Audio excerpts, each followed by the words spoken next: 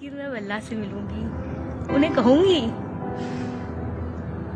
कि मेरे से गलती कहाँ रह गई। इस हिसाब से उन लड़की का बात हो रहा था तो उनके वालिद साहब ने ये बात कहा कि बेटी तुम ये कदम मत उठाओ और तुम घर वापस चली आओ, हम देख लेंगे। तो उसने कहा पापा नहीं, अब मेरा जो है ना ये जिंदगी। नमस्कार आदाब, मैं रज़ा अंसारी इंडियन पर आपका स्वागत है। पश्चिम बंगाल का चुनाव चल रहा है। एक वीडियो जो 25 फरवरी से लगातार जो है सोशल मीडिया पर चल रहा है, आयशा खान का वीडियो चल रहा है। आयशा आरिफ खान का, अहमदाबाद की एक 23 साल की एक लड़की थी, जिस तरह से सुसाइड का मामला हुआ। आपको एक चीज़ बता दें लगातार हमारे बीच में, वो ये है कि जहेज लेना और देना इस्लाम में सख्त हराम है। सिर्फ सूअर का गोश्त खाना हराम नहीं है, सिर्फ शराब पीना हराम नहीं है, या दूसरे का माल उठाना हराम नहीं है, जहेज लेना और देना हराम है। और प्रॉफिट ने कहा है कि तुम में से बेहतर शख्स वही है जो अपने बीवी के साथ बेहतर है। और दूसरी तरफ पश्चिम बंगाल का चुनाव है, तो कुछ यूथ्स के साथ हम जो है ना इस मुद्दे पर बात करेंगे। सलमान, हर तरह से जहेज लेना और देना दोनों मतलब कि एक गुनाह का काम है और हमारे प्रॉफिट मोहम्मद सल्लल्लाहु अलैहि वसल्लम ये समझा के गए और हम लोग समझते हैं इसको। जो समझता है वो कभी नहीं लेता। और आपने कहा जो आयशा जो आज गुजरात में उसने सुसाइड किया, उसका वीडियो मैंने देखा। मुझे इस बात का दुख है, ये वही स्टेट है जिसमें मोदी सरकार ने सीएम बना, सीएम थे मोदी, और आज उसी स्टेट में वो लड़की आप देखे होंगे कि पानी में नाव में तैरते हुए बात करते हुए उसने बहुत आराम से अपना वीडियो को किया। और वीडियो करने के बाद उसने ये भी कहा कि मुझे किसी से शिकवा गिला नहीं, मैं अपने इससे अपना जान दे रही हूँ, ठीक है। मगर कहने का मतलब है आज जो दहेज लेते हैं,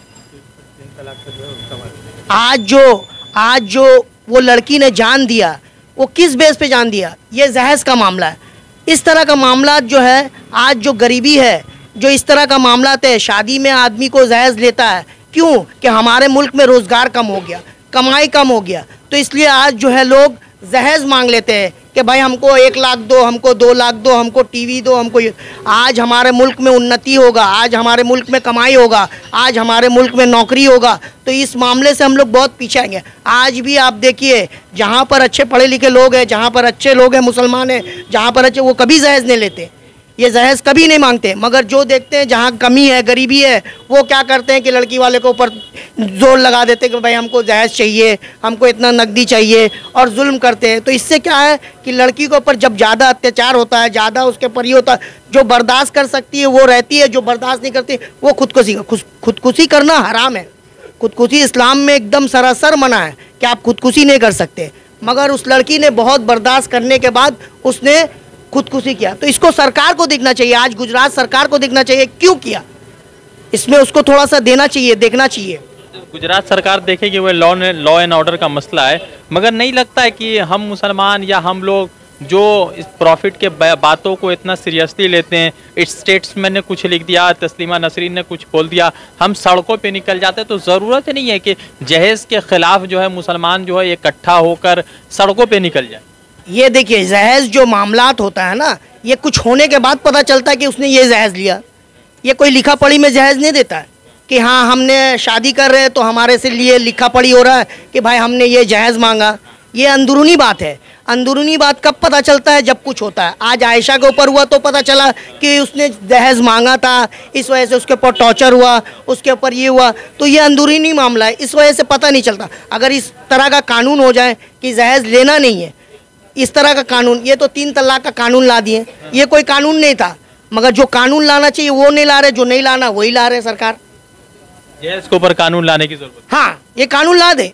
मुसलमान इससे सहमत है, मुसलमान इससे सहमत है और हम इससे सहमत है कि अगर अरे हमारे इसमें तो इस्लाम में इस तरह का लिखा है कि हम बारात लेके लड़की के घर भी नहीं जा सकते, अपने पैसा से वलीमा करेंगे, सिर्फ अपने पैसे से वलीमा। ट्रक भर भर के आदमी का, हाँ, ये करते हैं। ये हिंदुस्तान का एक चलन है। हम लोग एक सेकुलर देश में रहते हैं, जो हिंदू मुसलमान सब रहते हैं, हम लोग सबके शामिल में बारात ले जाते हैं ताकि हिंदू भी हमारे इसमें आता है, शादी में हम लोग उनको भी दावत देते हैं, उन लोग का भी प्रोग्राम होता है, उन लोग भी हम लोग को। तो इस तरह का एक माहौल बन गया है, इस वजह से ये काम होता है। नहीं लगता है कि आयशा का जिस तरह से वीडियो देखा मेरा दिल पसीज गया, मुझे मन कर रहा था कि मैं इस पर लोगों से बात करूं। आखिर कब तक हम जो है लड़कियों को मतलब कि गुलाम बनाकर या बांदी बनाकर जो है उसके साथ जो लोग भी पढ़े लिखे नौजवान अत्याचार करते। 2018 में शादी हुआ, 1.5 लाख रुपए ऑलरेडी जहेज दे दिया हुआ था, और उसके बाद इतना उकसाना। तो ऐसे लोगों को तो लगता है कि सड़क पे निकाल के जो है ना इसका जो है मतलब कि इन लोगों को फांसी का हुक्म दे देना चाहिए। रजा भाई, इस बात से हम सहमत हैं आपकी। कल हमने भी वीडियो देखा, ये हमको बहुत दुख लगा जब उनके वालिद साहब से उन लड़की का बात हो रहा था, तो उनके वालिद साहब ने ये बात कहा कि बेटी तुम ये कदम मत उठाओ और तुम घर वापस चले आओ, हम देख लेंगे। तो उसने कहा पापा नहीं, अब मेरा जो है ना ये ज़िंदगी बहुत कम हो गया। अगर मैं इस साबरमती रिवर में अपने वो ब्रिज के ऊपर खड़ी हूँ और मेरा ज़िंदगी रहा तो आप अपने घर ले जाइएगा, अगर मेरा मौत हो गया तो आप हमको दफन कर दीजिएगा। तो इस बात से हमको भी बहुत दुख है। और मैं उस लड़के से भी कहना चाहता हूँ, उसकी भी घर में बहन होगी, वो भी अपने बहन को कहीं शादी दिया होगा। अगर इस बात को ज़रा से अगर यहाँ के लोग जो मुसलमान हो कोई भी हो, अगर इस बात को समझ ले कि हमारे भी घर में बहन है, हमने भी किसी को अपने बहन को दिया है, अगर इस बात को समझ ले तो कभी जहेज का मामला नहीं आए और कभी लड़की के ऊपर अत्याचार नहीं हो और कभी लड़की के ऊपर जुल्म नहीं हो। ज़रूरी नहीं हो गया है कि इस्लाम के जो कानून है, जो असूल है, जो जहेज को लेकर सख्त हुक्म है, उसको फिर से सरेआम लोगों को बताया जाए या मुस्लिम समाज में फिर से उसका चलन शुरू किया जाए। ये ज़रूरी है। अगर इस तरह का मामला सही में कर दें तो अगर हमारे मुसलमान इस चीज़ को लेके चलें और हमारे मुसलमान इस चीज़ को पकड़ के चलें, इंशाअल्लाह मुसलमान में कभी खराबी नहीं आएगा और कभी लड़की के ऊपर जुल्म नहीं होगा और कोई लड़की अपने घर से पैर कदम नहीं निकालेगी और वो हमेशा अपने घर में अपने शौहर के साथ खुश रहेगी। वो लड़के के साथ क्या करना चाहिए? लड़के के साथ जिस तरह का मामला उस आयशा के साथ हुआ है, मैं तो यही कहूँगा कि उस लड़के को सख्त से सख्त सज़ा मिलना चाहिए और उसके माँ बाप को, सरकार को कुछ भी उसको देखना चाहिए, मामलात को समझना चाहिए।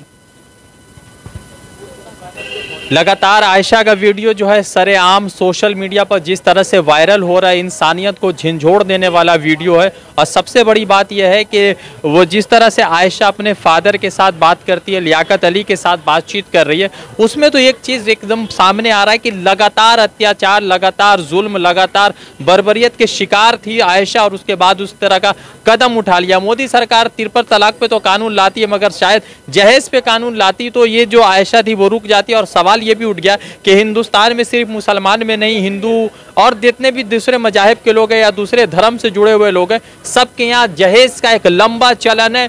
प्रोफेशन देखकर जहेज लिया जाता है। और दूसरी बात है, मैं लड़कियों को बताना चाहता हूँ हम कि आप लोग जो है ना सख्त कदम उठाइए। किसी की वजह से अगर आप परेशान है, कोई आपके ऊपर अत्याचार कर रहा है, आपके सामने पुलिस है, आपके पास जो अथॉरिटी, आप जाइए, कदम उठाइए। अगर आप कदम उठाएंगे तो आपके साथ लोग खड़े। और जो लोग भी लड़के इस तरह से सोचते हैं कि बीवी उनकी गुलाम है, मुझे लगता है कि अगर वो इस्लाम को फॉलो करते तो प्रॉफिट मोहम्मद सल्लल्लाहु अलैहि वसल्लम के जो असूल है, जो सुन्नत है, उनको ज़रूर उनको देखना चाहिए।